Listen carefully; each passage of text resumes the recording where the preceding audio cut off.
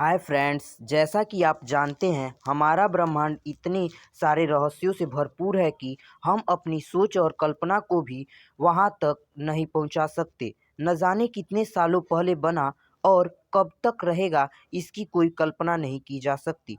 मगर जब से जीव जंतुओं और मानवों का जीवन संभव हुआ है, तब से इंसान ब्रह्मांड के बारे में थोड़ी बहुत ब्रह्मांड के हिसाब से जानकारियां हासिल कर चुका है।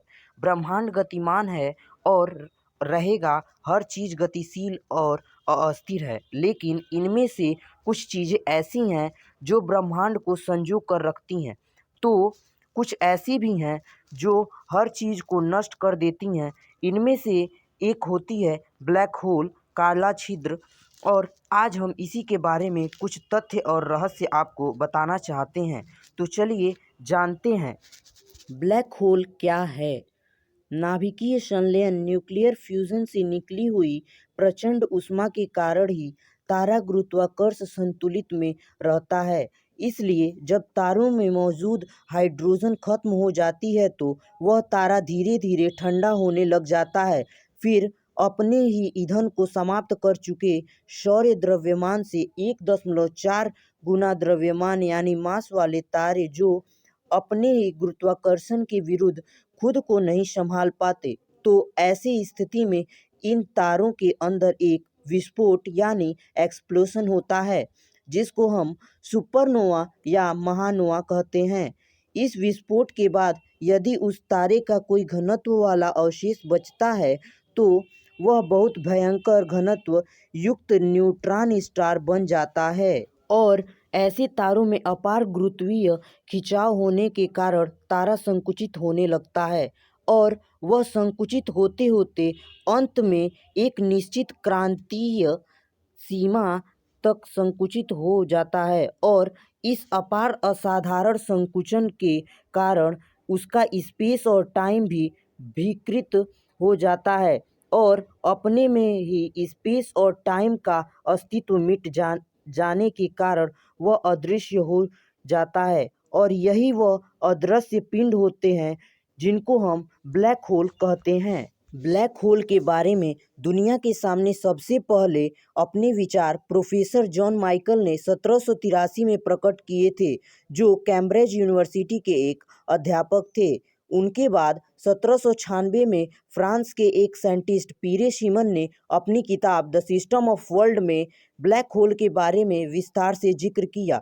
यूँ तो माइकल ने अपना विचार दुनिया के सामने 1783 में ही रख दिया था, मगर वैज्ञानिक प्रत्यक्षीकरण के साथ दुनिया के सामने आने वाला सबसे पहला ब्लैक होल साइग्नस X1, इस ब्लैक होल की प्रत्यक्ष पुष्टि 1972 में की गई कि एक ऐसा पिंड है जिसका गुरुत्वाकर्षण इतना तेज होता है कि उसके पास रोशनी भी नहीं जा पाती, और अंतरिक्ष में उसके आसपास या उसके गुरुत्वीय घेरे में आने वाली हर चीज को ब्लैक होल निगल जाता है। सिर्फ यही नहीं, ब्लैक होल के जितने नज़दीक जाते हैं उतना समय का प्रभाव भी कम होने लगता है, और उसके अंदर समय का तो कोई अस्तित्व ही नहीं है। आइए अब जानते हैं ब्लैक होल से जुड़ी कुछ अन्य जानकारी। किसी ब्लैक होल का संपूर्ण द्रव्यमान एक छोटे से बिंदु में केंद्रीय रहता है, जिसे सेंट्रल सिंगुलैरिटी पॉइंट कहते हैं। इस बिंदु के आसपास की गोलाकार सीमा या छतीय को इवेंट होराइजन कहा जाता है।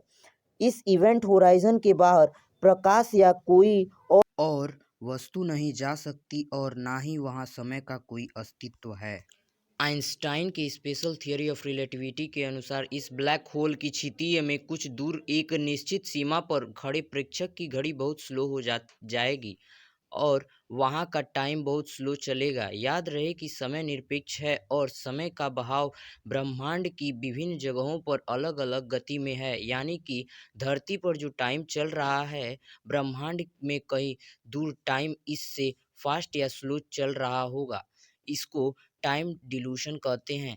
माने या न माने, यह एक भौतिकीय रोचक हकीकत है। ब्लैक होल की क्षितिज के अंदर आने वाली किसी भी चीज़ के अणु बिखर जाएंगे और वह धीरे धीरे अदृश्य हो जाएगी, और ब्लैक होल के घनत्व में किसी अज्ञात जगह पर चली जाएगी। साउथ यूनियन लैबोरेटरी के साइंटिस्ट्स के द्वारा अभी तक का खोजा गया सबसे बड़े ब्लैक होल का पता लगाया है। इस ब्लैक होल ने अपने मेजबान गैलेक्सी एडीसी का 1277 का 14% द्रव्यमान अपने अंदर ले रखा है।